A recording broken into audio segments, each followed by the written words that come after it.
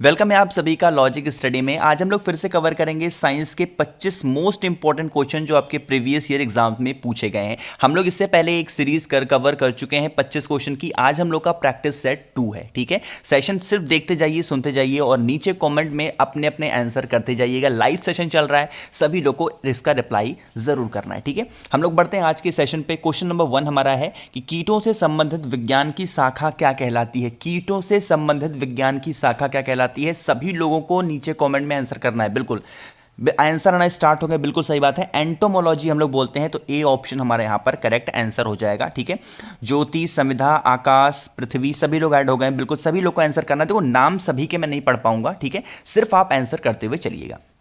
Virus का अध्ययन क्या कहलाता है, स्टडी ऑफ वायरस क्या बोलते हैं, बताओ भाई।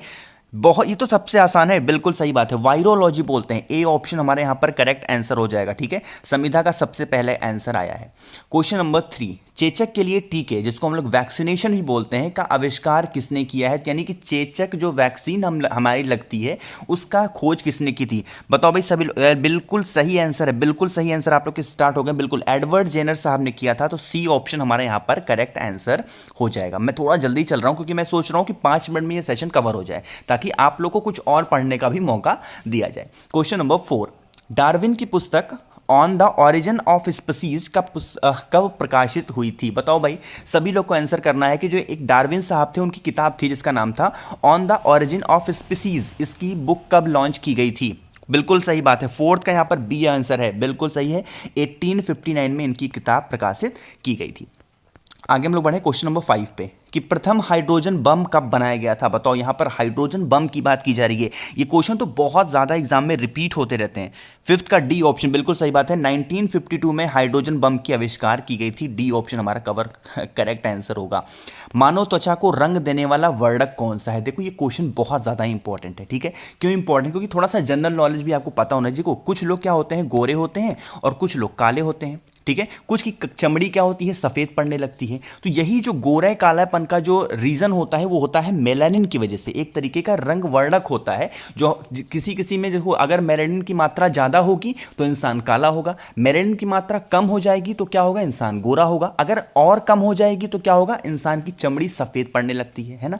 यही रीजन होता है, तो ए ऑप्शन हमारे यहां पर करेक्ट हो जाएगा। 7 क्वेश्चन है कि सेलुलर और मॉलिक्यूलर जीव विज्ञान केंद्र कहां पर स्थित है, ये सभी को आंसर करना है। 7th बताओ भाई, सेलुलर और मॉलिक्यूलर जीव विज्ञान केंद्र बिल्कुल सही है। 7 का ए ऑप्शन है, हैदराबाद में ये स्थित है।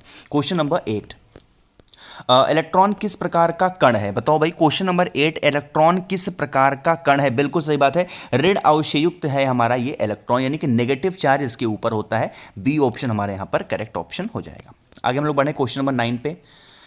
पृथ्वी की आयु का आकलन किया जाता है, किससे किया जाता है, बताओ भाई। पृथ्वी की आयु का आकलन किससे किया जाता है। जितने भी लोग नए जुड़ रहे हैं सेशन में, वीडियो को लाइक करते हुए चलिएगा, और जो भी लोग आवाज मेरी पहली बार सुन रहे हैं, चैनल को सभी लोगों को सब्सक्राइब करते हुए चलना है। क्वेश्चन नंबर 9 बताओ भाई। ए ऑप्शन बिल्कुल सही, यूरेनियम डेटिंग से हम लोग पता कर सकते हैं, तो ए ऑप्शन हमारा करेक्ट आंसर होगा। क्वेश्चन नंबर 10, रेडियो सक्रिय स्ट्रोंशियम 90 के कारण कौन सा कैंसर हो जाता है। रेडियो सक्रिय स्ट्रोंशियम 90 के कारण कौन सा कैंसर हो जाता है। 10th का बताओ भाई, बिल्कुल सही, अस्थि कैंसर इसमें यहां पर हो जाता है। डी ऑप्शन हमारे यहां पर करेक्ट आंसर होगा। क्वेश्चन नंबर 11, पोलोनियम की खोज किसने की थी। एक चीज यहां पर आपको बता दूं, हर वीडियो में बताता हूं कि जिसको मेरी स्पीड ज्यादा लग रही हो, यहां ऊपर 3 डॉट आ रहा है, उस पर जाएंगे, नीचे स्पीड का ऑप्शन आएगा, तो वहां से आप मेरी स्पीड कम ज्यादा कर सकते हैं। ठीक है, तो पोलोनियम की खोज किसने की थी, 11 बताओ भाई। बिल्कुल सही है, C option, Marie Curie madam ने किया था। नेक्स्ट हमारा है क्वेश्चन नंबर 12, नाभिकीय विखंडन में ट्रिगर क्या होता है, बताओ भाई। नाभिकीय विखंडन जो होता है ना, उसमें एक ऑप्शन, एक चीज होती है ट्रिगर, बताओ वो ट्रिगर क्या होता है। बिल्कुल सही है, वो होता है हमारा न्यूट्रॉन, तो बी ऑप्शन हमारा करेक्ट होगा। आगे हम लोग बढ़ रहे हैं क्वेश्चन नंबर 13 पे। ट्रांसफार्मर का कोड किसका बनाता है, तो जो एक कोड होता है ट्रांसफार्मर में, बताओ भाई किसका बना होता है। सभी कैंसर, आप लोग की बहुत अच्छी है साइंस। ए ऑप्शन हमारा यहाँ पर करेक्ट होगा, नर्म लोहे का। ठीक है, आगे हम लोग बढ़े क्वेश्चन नंबर 14 पे कि शुष्क सेल में किस तरह की ऊर्जा निहित होती है। जो शुष्क सेल होता है, ड्राई सेल होता है, उसमें कौन सी एनर्जी होती है। 14 बिल्कुल सही है, सी ऑप्शन, रासायनिक एनर्जी उसमें होती है। सी ऑप्शन हमारे यहां पर करेक्ट आंसर होगा। क्वेश्चन नंबर 15, तेज बुखार में शरीर का तापमान कम करने के लिए प्रयुक्त पदार्थ होता है, कौन सा होता है? 50 बिल्कुल सही, 15 का बी ऑप्शन ज्वर हर होता है, तो बी ऑप्शन हमारा यहाँ पर करेक्ट होगा। मैं स्पीड में चल रहा हूँ, मैं आपसे बार बार कह रहा हूँ, जिसको मेरी स्पीड कम ज़्यादा लग रही है आप अपने हिसाब से सेटिंग में जाके कर सकते हो, ठीक है। आगे हम लोग बढ़े क्वेश्चन नंबर 16 पे कि रेक्टिफायर का प्रयोग किसमें किया जाता है? रेक्टिफायर का इस्तेमाल हम लोग किसमें करते हैं? क्वेश्चन नंबर 16 बताओ भाई। बिल्कुल सही बात है, डी ऑप्शन। एसी को डीसी में बदलने के लिए हम लोग रेक्टिफायर का इस्तेमाल करते हैं, ठीक है। लेकिन अगर डीसी को एसी में कन्वर्ट करना हो तो किसका इस्तेमाल करेंगे? नीचे कमेंट सेक्शन में सभी को बताना है, ठीक है। डीसी को अगर एसी में कन्वर्ट करना है तो कौन सा हम लोग इस्तेमाल करेंगे? ये तो हमको पता ही है कि अगर हम लोग एसी से डीसी में कन्वर्ट कर रहे हैं तो हम लोग रेक्टिफायर की जरूरत पड़ेगी, ठीक।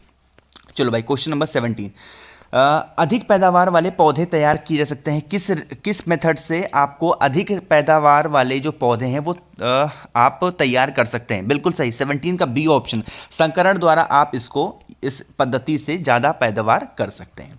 क्वेश्चन नंबर 18, वायुमंडल में किस प्रकार की स्थिति को चक्रवात से प्रयुक्त किया जाता है? बताओ भाई। क्वेश्चन नंबर 18 की वायुमंडल की किस प्रकार की स्थिति को चक्रवात से प्रस्तुत किया जाता है? 18 बिल्कुल सही है, 18 का ए ऑप्शन, चारों ओर उच्च दाब से घिरा केंद्र में निम्न दाब जो होता है, इसकी वजह से हम लोग चक्रवात प्रस्तुत कर सकते हैं वायुमंडल में। आगे हम बढ़े क्वेश्चन नंबर 19 पे। देखो अभी भी बहुत ज़्यादा लोगों ने लाइक नहीं किया है, तो वीडियो को लाइक ज़रूर करते हुए चलिएगा जितने भी लोग सेशन में जुड़ रहे हैं। क्वेश्चन नंबर 19 की भारत का अंटार्कटिका अध्ययन केंद्र कहाँ पर है? ये तो बहुत इंपॉर्टेंट क्वेश्चन है, बहुत ज़्यादा। बिल्कुल सही है, ज्योति, संविधा, आकाश, वैष्णवी सभी लोग जुड़ गए हैं। 19 का बी ऑप्शन बिल्कुल सही है, गोवा में है, ठीक है। आगे हम लोग बढ़े क्वेश्चन नंबर 20 पे कि आरएनए का मुख्य कार्य कौन सा होता है? आरएनए का मुख्य कार्य क्या है?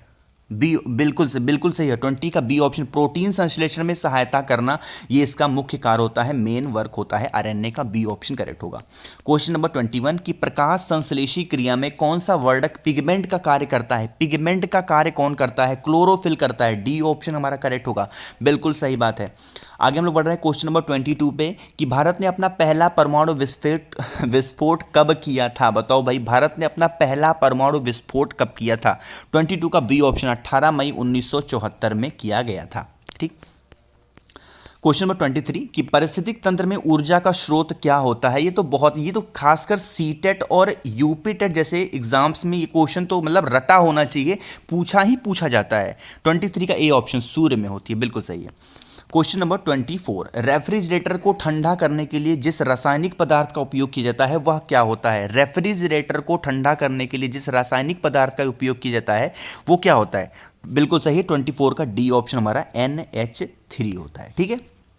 आगे बढ़ें क्वेश्चन नंबर 25 पे, निम्नलिखित में से किसे कोशिका का ऊर्जा केंद्र कहा जाता है? 25 बिल्कुल बताओ, सभी लोग को बताना है। लास्ट क्वेश्चन है आज के सेशन का, निम्नलिखित में से किसे कोशिका का ऊर्जा केंद्र? बिल्कुल सही है, माइटोकॉन्ड्रिया को कहा जाता है, डी ऑप्शन हमारा यहाँ पर करेक्ट आंसर होगा। तो 25 क्वेश्चन आज के हमने सेकंड सेशन में अपने साइंस के कवर किए हैं। आई होप कि सेशन आपको बहुत पसंद आया होगा। तो वीडियो को आप लाइक कर दें, आवाज़ जो भी लोग मेरी पहली बार सुन रहे हैं चैनल को सब्सक्राइब करिएगा, और हाँ कुछ पूछना हो, नहीं समझ में आया, मुझसे कोई गलती हो गई तो नीचे कॉमेंट में ज़रूर बताइएगा। Thank you so much for watching this video.